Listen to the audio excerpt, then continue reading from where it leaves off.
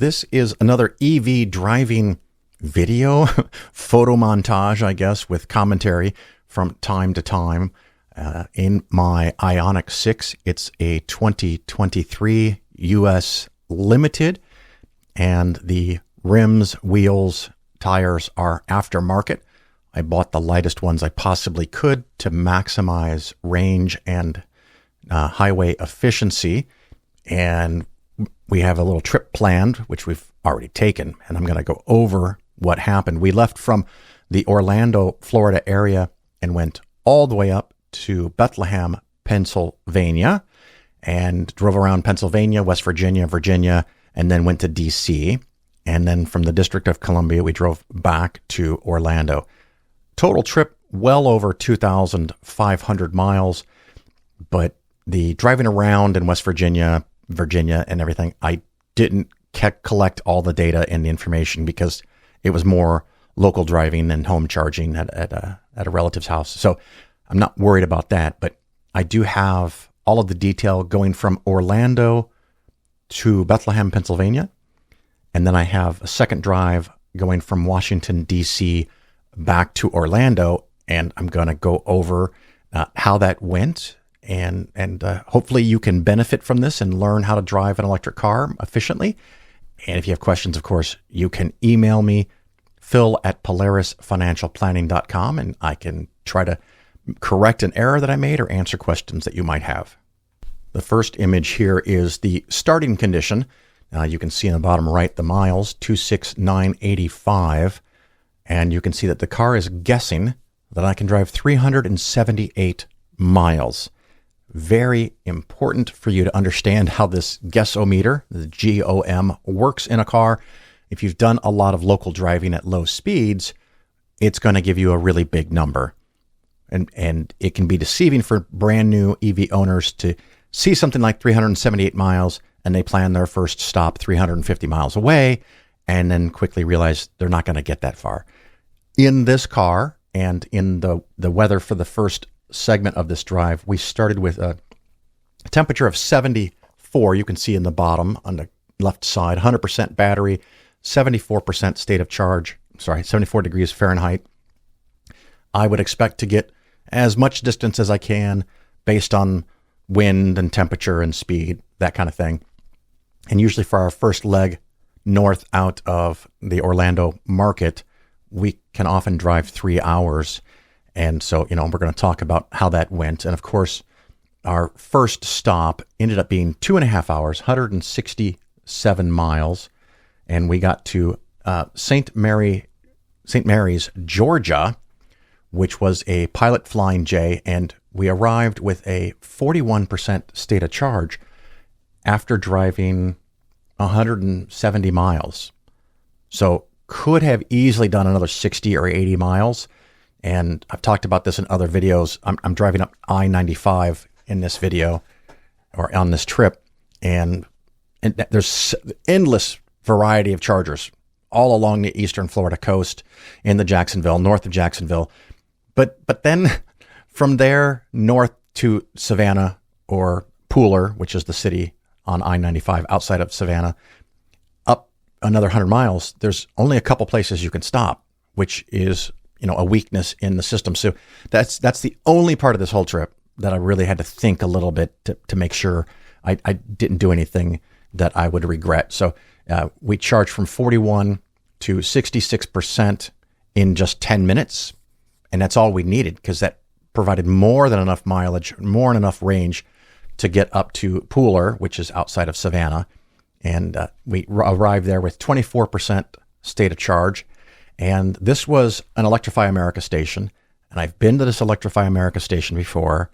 It always seems to be problematic. So the first one we pulled up to, of course, has the charger unavailable. And then the one that we went to, we started at 173 kilowatt of charging rate. But at this temperature and with the equipment and with the car, I should have been able to get 240 plus kilowatt rate. And you can see that on the bottom left corner of the screen. And when you go inside the car, it says in this area on the Ioniq 6, 20 minutes to 80%. I may or may not go to 80%, but it's a good guide to say that I'm going from 37 to 80% in 20 minutes. This car can go from 10 to 80 in 18 minutes. So this is telling me it's a little off. It's a little slow. The temperature there was, let's see if I have that. Yeah, 61. And like a lot of electric cars, they start to have a little bit less performance under 70. And also the batteries charge a little slower at that temperature. So I don't know what portion of this was the charger and what portion was a cool battery pack. But since we started the day at 74 degrees and I just drove several hours, I'm pretty sure the battery is not cold at this point. So I'm going to blame this on the charging station. And this one is also at a Walmart, so we did some shopping. We went all the way up to 85%, which was completely unnecessary. And we were there for 21 minutes. So 5 or 6 of those minutes were us taking too long inside the store, but several other minutes were added because the charger wasn't doing its job at 100%. So we lost some time there, but not a real big deal. The next place we went to is Florence, South Carolina. Again, still up on I-95. And we had 35% battery. You can see that in the lower left of the screen when we got there, which means I could have charged a whole lot less at the previous stop. So if you know where you're going next, you can always stop charging early if the charger is slow. Warning, foreshadowing of what will be later in this video. But, we stopped at a Mercedes-Benz, and that is right outside of Florence, South Carolina. And this machine ripped. So we went from 35 to 81%, and it was 22 minutes. And I've used this charging location before. The reason it's 22 minutes here is because the battery is now cold. No doubt about it, because the temperature is 54 degrees outside. And so I didn't precondition because I wanted to see how it was going to work. And it took, like I said, 22 minutes here, probably 5 to 6 minutes extra because of the temperature of the battery. And of course, we could have left earlier. Let's see. I think this is our next stop. We arrived with 26%, and we are now in Kenly, North Carolina. Another 2-hour drive. Average speed is 60 miles an hour. And the temperature when we got there, of course, is 52, as you can see on the screen. And I wanted to share this screen on the Ioniq 6, and you can get this on almost every electric car. It shows you what percentage you're using. 4% was on battery care, and that's because we had turned on the battery preconditioning feature and mapped to Kenly, North Carolina. Electronics is the screen, the monitors, the headlights, and climate, of course, is the heating and air conditioning. So very little used because the temperature wasn't very cold, but 87% of our electricity was going to moving the car forward. And on this leg of the trip, we had an average of 3.1 miles per kilowatt hour. This car can do 4, sometimes if you've got the wind at your back and perfect temperatures, and it can do 5 or 6 driving around town. So that was that charge. And then we drove another 2 hours north and went to another Pilot Flying J. And here's one of the screens that they give you there. Just showing you some pictures of the Pilot Flying J. And we went from 26%. And this one shows 27. And I wanted to show this because in the top right corner, you can see that we're charging at 222 kilowatt. At this state of charge, I would expect 230 or 240. But 222 is very close. We're talking about a few percent slower than optimal. And even at 85%, we had 62 kilowatt is the rate of flow. And here we were longer than I normally am, 21 minutes here. Our next trip, 3.1 miles per kilowatt hour, another 2-hour plus drive, and another Pilot Flying J. So we got there at 29%. I wanted to show you the speed at the top right within half a minute of the charging starting. It's up to 220 plus. And here we went to 80% and still getting 110 kilowatt. And this is because we had done a better job of preconditioning the battery. We were there 15 minutes. And then our next stop was at a hotel where it was just a couple minutes after that last stop, and we weren't able to charge at all. But I mean, we also spent 0 minutes charging, and I kept driving north. And let's see, where are we now? We are in Stafford, Virginia. This is another Electrify America station. Again, here's the screen showing that we used more for battery care on the right side of the screen. This is the preconditioning because now the temperature was 54. So anything under 70, the battery wants to be 70. So it used more energy, probably some of it cooling the battery after the previous charge 2 hours ago, and then some more reheating the battery before we pull into this charger. And you can see here at this Electrify America in the bottom left, we're now getting 64 kilowatt.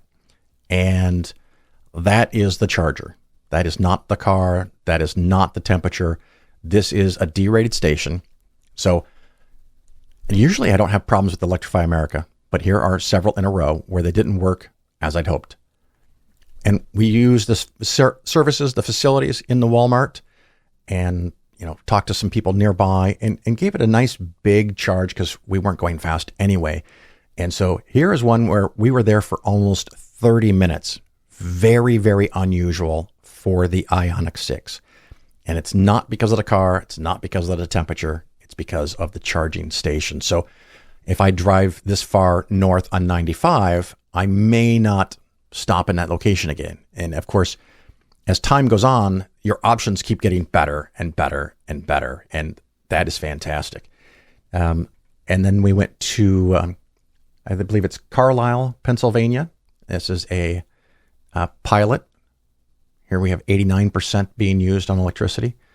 We arrived with around 43% and just went to 66%. So we added only 23%. And it was a simple 8-minute charge. And we just did this to make sure that we could get all the way to Bethlehem, Pennsylvania, enjoy our day or two there, and then turn around and come back to this charging location or something near it. So this was plenty of enough power to achieve that. And we only needed to be there 8 minutes. This is a photo from Bethlehem, Pennsylvania, out of one of the higher floors in the hotel there. And we were there to see Andy Bell. And you may know Erasure, and I'll give you a little sample of their music here.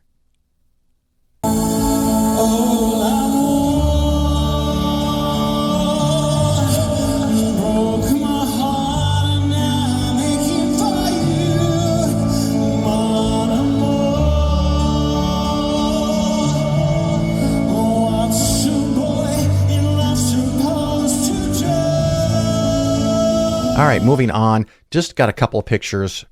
Some of the totals for that trip from Orlando to Pennsylvania: 1,055 miles, average miles per kilowatt hour 3.4, a total of 17 hours of driving, and it worked out to 9 legs over 2 days, and of 112 minutes per driving session. So just under 2 hours. So we weren't being particularly aggressive and trying to go 2.5, 3 hours.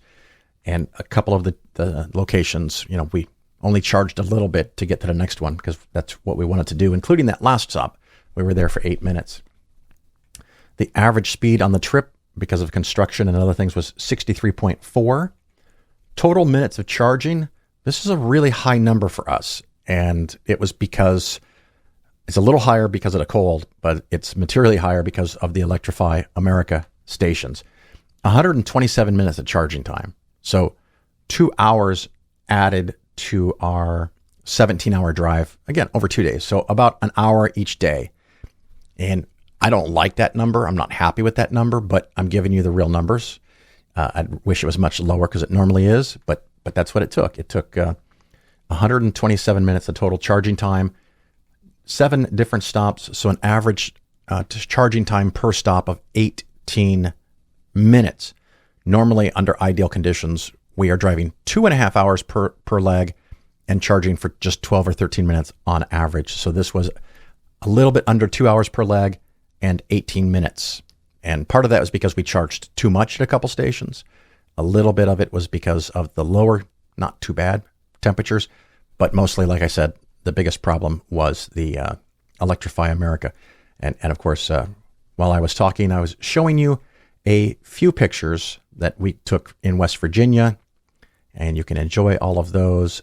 And then, of course, we went to Washington, D.C., so you'll see some of those pictures in here, the different monuments. And unfortunately, the museums were closed because of the government shutdown at the time. So I did a lot of walking to see the outside situations. Washington, D.C., of course, like many big cities, is wickedly expensive, including our parking. But the nice thing is that they did have in the valet garage, and it's the only way you could park a car with the hotel. I'm sure I could have shopped and found something cheaper, but it was really convenient. But they had chargers. So when we left Washington, D.C., we had a full charge, 100% battery, and we drove for 3 hours and 10 minutes, 180 miles, still had 29% of the battery left. So in this car, particularly on the first leg, you can do 200 miles, you can do 220, 240, maybe even a little bit more if it's warm, if you're willing to go down below 20%, down to 10% state of charge in the battery. I don't like going that low, but our first stop was at this pilot station, and I've got a couple pictures here to show you that the service station, they were not pumping any gas. So there were no cars getting gas. There were no trucks getting diesel. Inside, they had no food because they didn't have customers. But you know what? The chargers worked. So here is a case where, again, we pulled in with 29% after driving more than 3 hours. And in just half a minute, we're up again to 224 kilowatts. And we did use the battery preconditioning to get here. The temperature at that location when we got there was 70. So it was, a little bit warmer temperature. But it was only a 9-minute charge. And then we drove another couple hours and got to our hotel. And the hotel, thankfully, and of course, as we're getting to our hotel, there's a nice picture of the sunset. We get to the hotel and they have Tesla destination chargers. Now, the listing on PlugShare said that they had Tesla chargers and level 2 CCS chargers. When I got there, I found out that's not true. There's just the 2 Tesla destination chargers. And thankfully, I have an adapter to use those kinds of charging things. And they're not particularly fast, but you have all night. So we were able to leave with 100% charge in the morning. Unfortunately, the first one we connected to, I could not get it to go. And I'm not generally in the Tesla ecosystem, so I don't know how to call or how to complain to somebody. So I just tried the next tower over and it worked. And for me, in the Ioniq 6 with the proper adapters, my success rate is about 50-50 with Tesla chargers. And I'm hoping that that gets better in the future, but it's not something you necessarily want to rely on.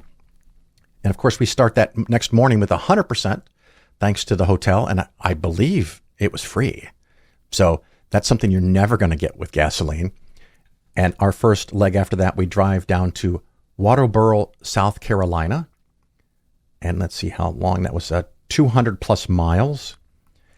We arrived there with 29% state of battery, 30% state of battery. And because they had some handy Tesla V3 superchargers nearby, we pulled in there to charge. And again, I could not get the car to start. I was using the app to start the tower, and I couldn't get it to charge. And in another part of the shopping area, there was another Electrify America station. And so we went over to that Electrify America station and started charging there, and quickly found out that the maximum that it was going to give me is about 80 kilowatt. So again, another derated Electrify America station.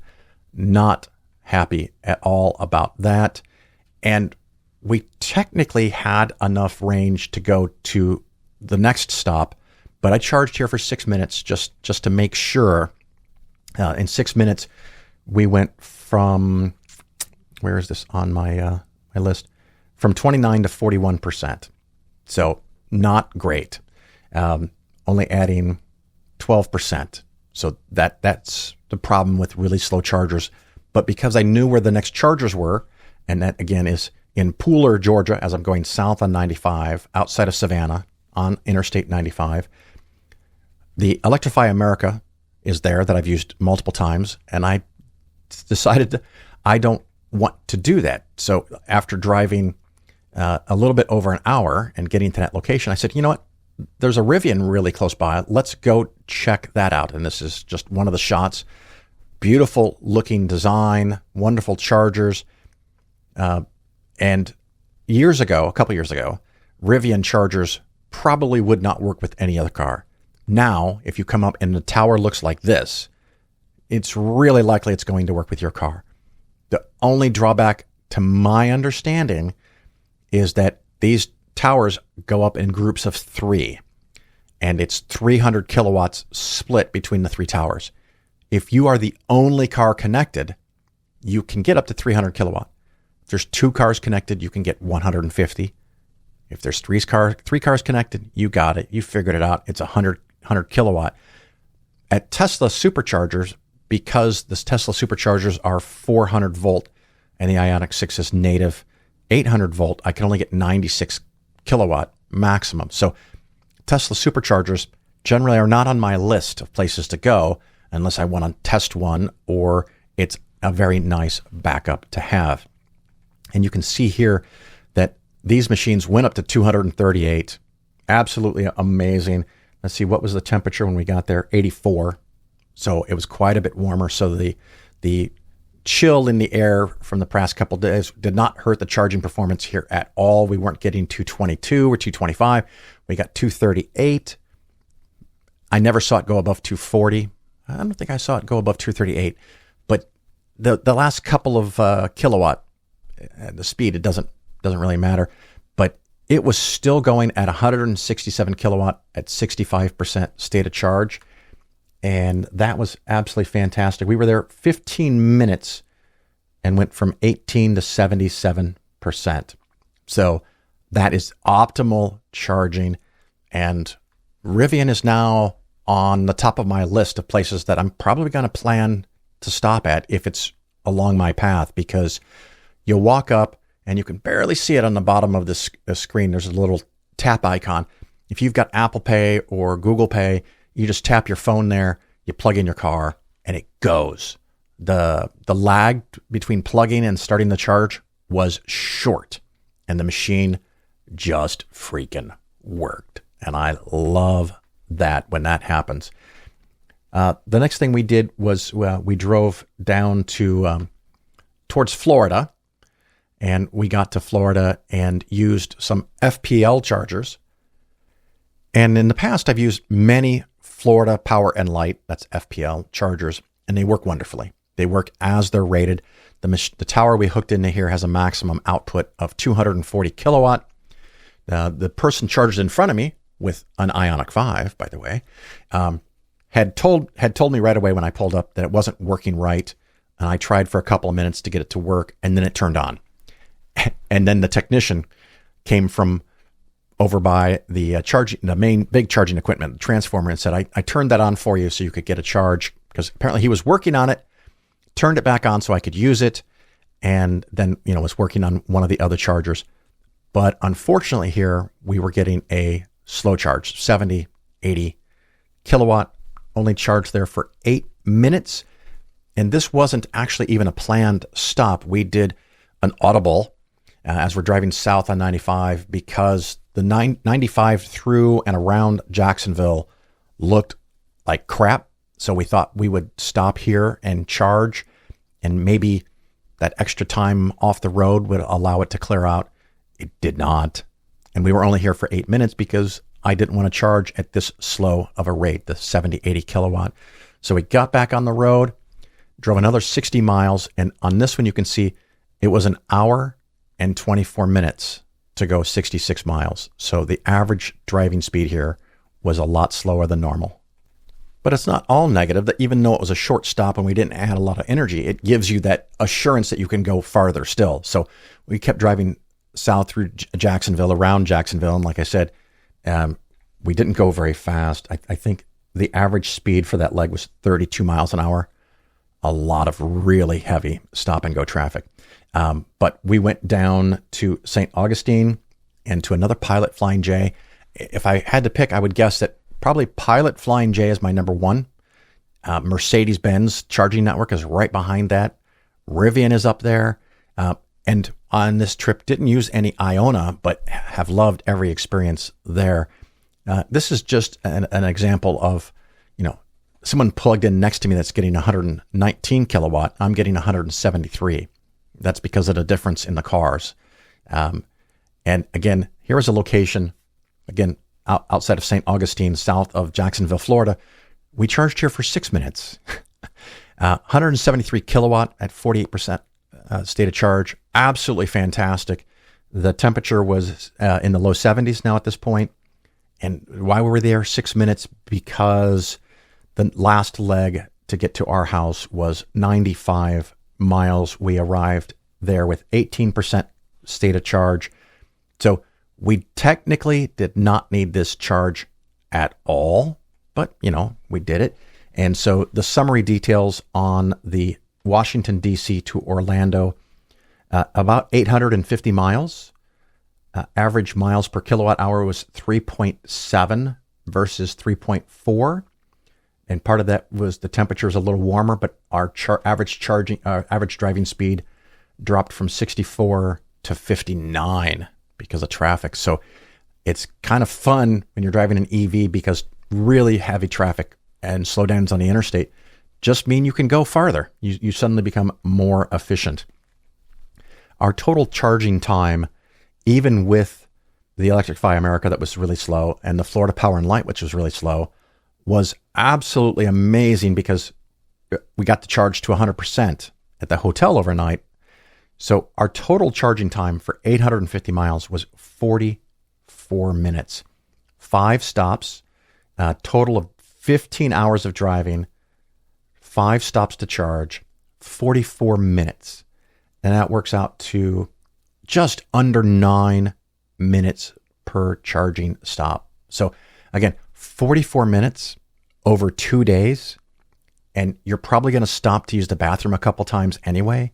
You're going to stop maybe to get some food on a 15-hour drive, whether you do it in 1 day or 2 days. It would have been more charging time in 2 days because we wouldn't have topped off at the hotel. But 44 minutes total time charging over 2 days, 850 miles. If you stop to get food, if you stop to get gas, if you stop to use the bathroom, even only once or twice per day, this is not going to take any longer than driving a gasoline car. But you do need a car like the car that I'm talking about on this drive, the Ioniq 6, the Hyundai Ioniq 6, because it is pretty darn efficient, charges really fast, has a big enough of a battery to get you those long 2 to 2.5 hour legs of each drive where you can then stop and charge. So hopefully that helps someone understand or learn a little bit more about how an EV can charge and enjoy the drive.